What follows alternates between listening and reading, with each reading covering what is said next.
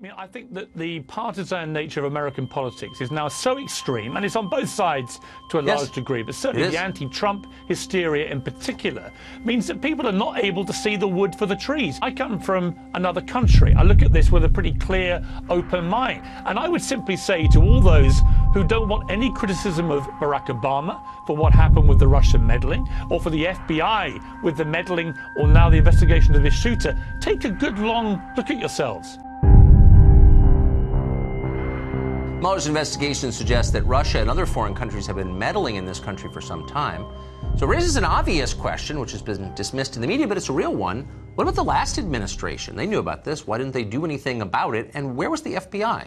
Piers Morgan is the host of Good Morning Britain. He's editor-at-large for DailyMail.com, and we're happy to have him join us tonight. So, Piers, you're obviously looking at this from a foreign vantage, and you think of the FBI as this kind of storied law enforcement organization that always gets its man. Have you revised your take on the FBI over the last year?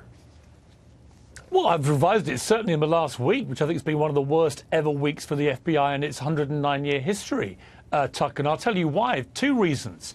One, take the Russia investigation. Donald Trump is President of the United States now and has been for just over a year. But there remains zero evidence that says that he colluded with anyone from Russia in any attempt to fix a US election. That's just a fact. Now, Mueller may have some secret evidence, but he hasn't produced it. So right now, there is no evidence linking Trump to any collusion.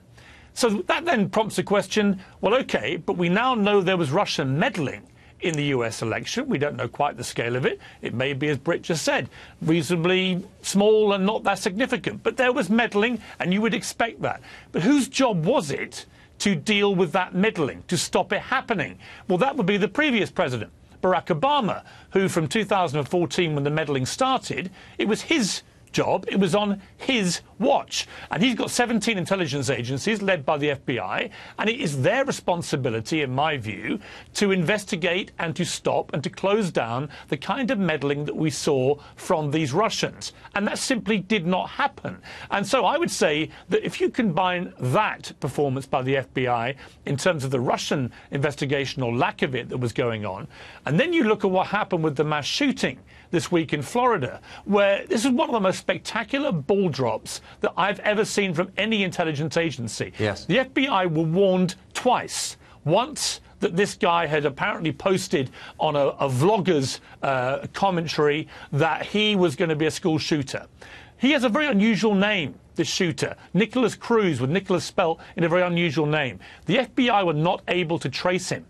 And yet he had a background check to purchase the AR-15 with which he committed his crime. They could have found him in 5 minutes. Cut forward 4 months to the start of January, and then we have a most extraordinary situation where it turns out somebody very close to Cruz, the shooter, phoned the FBI tip line specifically designed for tips about crime and potential crime, and said, this guy is dangerous, he's heavily armed, we think he may be planning to shoot up a school. They gave them chapter and verse on this bloke. And the FBI didn't even refer it to its head office in Miami. It didn't even pursue this, despite now having 2 warnings that this guy might be armed, dangerous, unstable, mentally ill, and preparing to shoot a school up. Now, you put those 2 things together, Tucker, and I'm sorry, this is a pretty appalling performance by the FBI, leading me to conclude in my column today that you'd be better off calling them the Federal Bureau of Incompetence. Well, and you would add to that, and of course everything you said is factually true, and I think your interpretation is right. You add to that the Las Vegas shooting, which the biggest in American history, these months later, we have no understanding of why that happened, and there's a trail of incompetent decisions by law enforcement. So here's my question. Given all of that, I think your position is a reasonable one. Why is it that people who say that are denounced as unpatriotic by media figures in this country? Why is it unpatriotic to question federal agencies?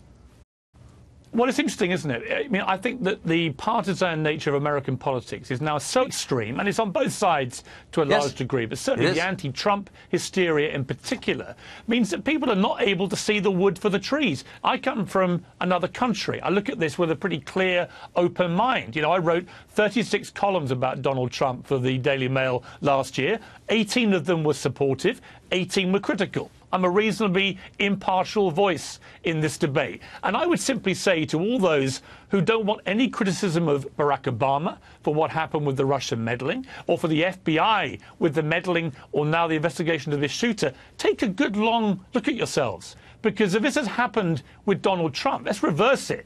Let's say that, Donald Trump had been the president when all this meddling was actually going on, and we knew it was going on. There would be absolute outrage that he hadn't stopped it. Yes. And so I think it's perfectly legitimate to look at Barack Obama and say, where were you when this meddling was happening on your watch? And the answer is that he and the FBI seemed far more exercised to be investigating other technology in terms of emails and Hillary Clinton and servers and so on, quite legitimately. But were they basically taking their eye off the ball and not focusing on what is probably, for the American country, far more serious, which is persistent Russian meddling through new technology, through American companies like Facebook, Twitter, Google, and others, using and abusing them to try and influence and corrupt voting patterns and voting thinking. You can't argue simultaneously that that was a big deal and Obama is blameless for not investigating. I agree with that. Piers Morgan, thank you. Good to see you tonight. Thanks, Duncan.